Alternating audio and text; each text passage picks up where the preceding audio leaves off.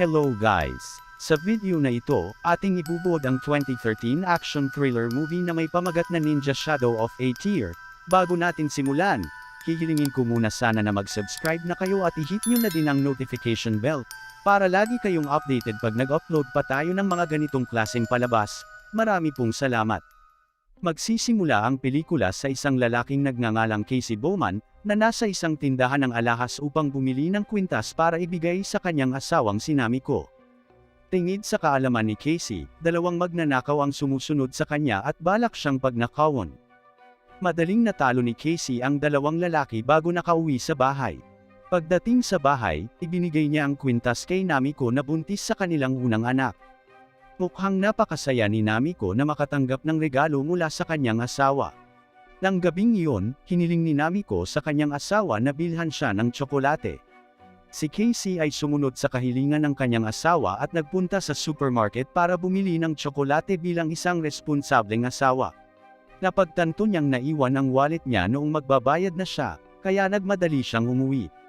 Kasabay nito, may pumasok sa lugar ni Namiko at naghahanda na patayin ang babae.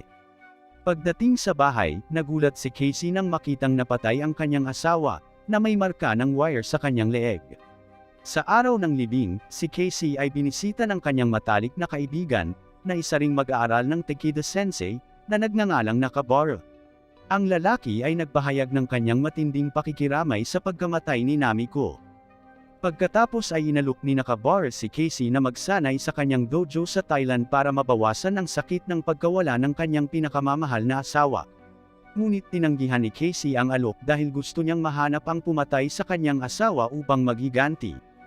Palagay ni Casey na ang mga tulisan na humarap sa kanya pagkabalik mula sa shop ay sangkot sa pagpatay kay Namiko. Pagkatapos ay pumunta siya sa isang dojo para maghanap ng mga clue. Pagdating sa dojo, nakipag-away si Casey sa ilang taong nagsasanay sa dojo.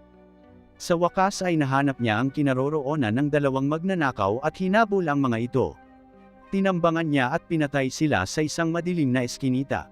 Nang walang mahanap na impormasyon tungkol sa pagpatay sa kanyang asawa, nagpasya si Casey na sundin ang payo ni Nakabara at pumunta sa Thailand.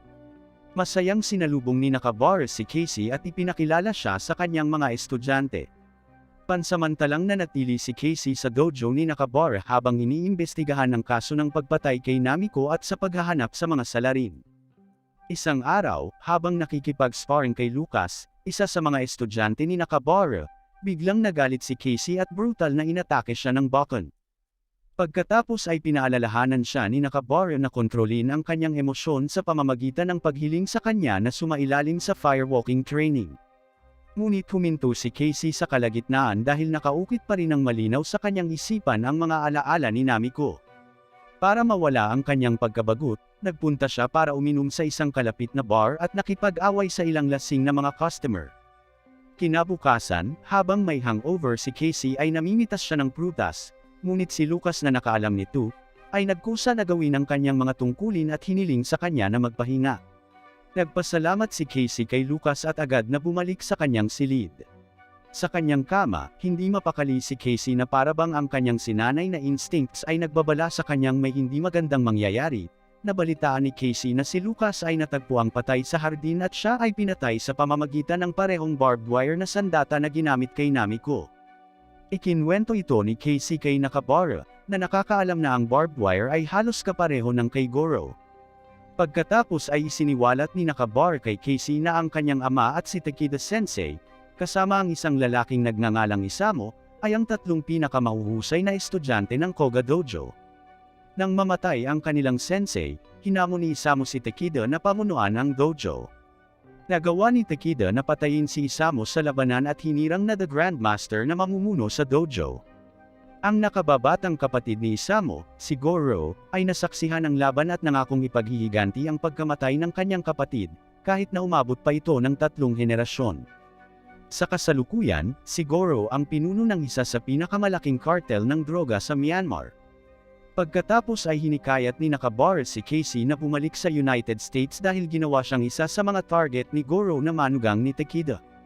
Sa halip, hiniling ni Casey kay Nakabara na tulungan siyang mahanap si Goro, na sobrang protektado sa Myanmar na kahit ang mga awtoridad ay yumukod sa kanya.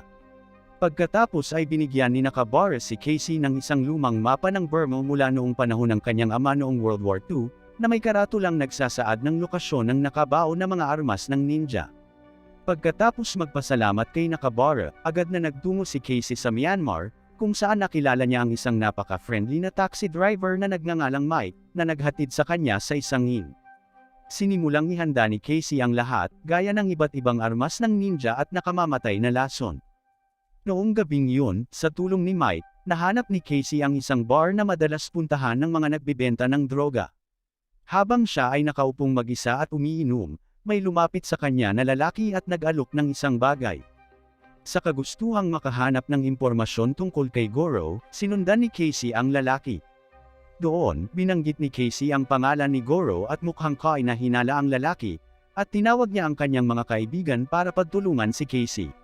Ngunit madaling natalo ni Casey silang lahat, at nakakuha ng impormasyon tungkol kay Goro.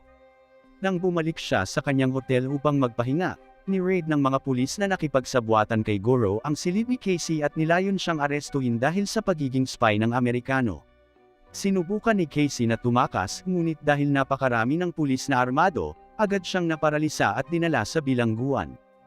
Sa bilangguan, nakakuha siya ng iba't ibang pagpapahirap mula sa mga pulis. Pagkatapos, nagpanggap siyang walang malay para ipatigil ng pulis ang pagpapahirap. Nang ilalagay na si Casey sa kanyang selda, nagising siya at binugbog ang pulis na nagdala sa kanya sa selda at pagkatapos ay ninakaw ang kanilang mga damit. Si Casey, nakasalukuyang nakabalat kayo bilang isang pulis, ay sumubok na lumabas ng kulungan.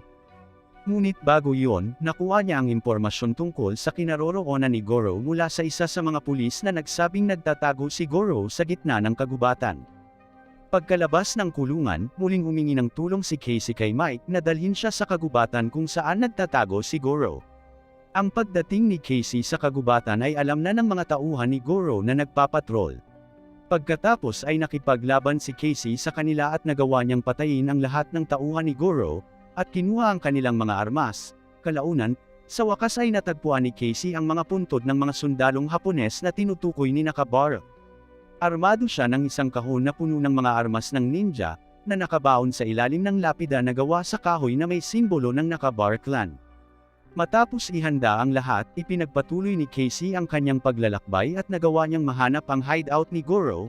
Kalaunan ay pumasok siya sa headquarters ni Goro, at isa-isang pinatay ang mga tauhan nito. Pinasabog niya ang base at hinarap ang bodyguard ni Goro at kanang kamay na nagngangalang Mayat. Isang matinding labanan ang naganap sa pagitan ni Casey at Mayat. Bagamat medyo nalulula si Casey kay Mayat, sa wakas ay nagawa niyang patayin ito sa pamamagitan ng pagsaksak sa kanyang puso at pagbali sa kanyang leeg. Pagkatapos ay pumunta si Casey kay Goro sa kanyang base at kinalaban ang matanda. Nagawa ni Casey na patamaan ang tiyan ni Goro, ngunit nakabangon pa rin ang lalaki. Binalot ni Goro ng barbed wire sa leeg si Casey sa gitna ng laban, ngunit ginamit ni Casey ang lahat ng kanyang lakas para makawala at nagawa niyang pigilan ang pag-atake. Pagkatapos ay inihagis niya si Goro sa lupa bago siya pinugutan ng ulo. Sa wakas ay nakapaghiganti na si Casey, pagkatapos ay bumalik na siya sa dojo ni Nakabara. Masayang pinonlakan ng lalaki si Casey. Habang nag-uusap ang dalawa, dumating ang isang deliveryman para makita si Nakabara.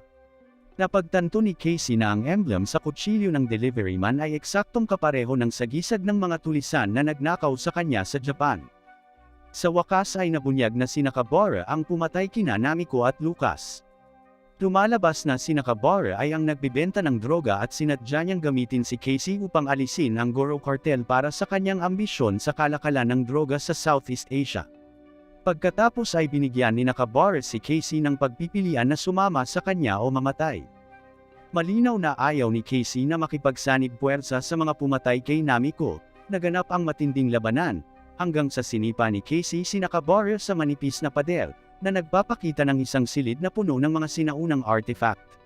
Pagkatapos ay nagpatuloy ang labanan sa silid na may mga baril, kung saan pinaghahampas ni Casey si Nakabara sa midsection at sinaksak ni Nakabara ang kaliwang balikat ni Casey gamit ang kanyang wakizashi.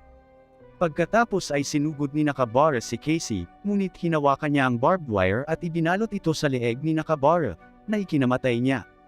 Pagkatapos ng kamatayan ni Nakabara, isiniwalat ni Casey ang tunay na motibo ni Nakabara kay Hiroshi, isa sa mga estudyante sa dojo. Nagbukas si Hiroshi ng package na naka-address kay Nakabara na naglalaman ng mga droga. Dahil alam na ang mga aksyon ni Nakabara ay makakasira sa reputasyon ng dojo, idineklara ni Hiroshi na hindi nangyari ang insidente at nagpapasalamat kay Casey sa pagbunyag ng lahat. Pagkatapos makaganti, bumalik si Casey sa Japan at inihagis ang locket ni Namiko sa pool, na nagpapahiwatig na nabigyan na niya ng hustisya ang pagkamatay ng kanyang asawa. Dito na magwawakas ang ating palabas, sana ay nagustuhan ninyo. Marami pong salamat.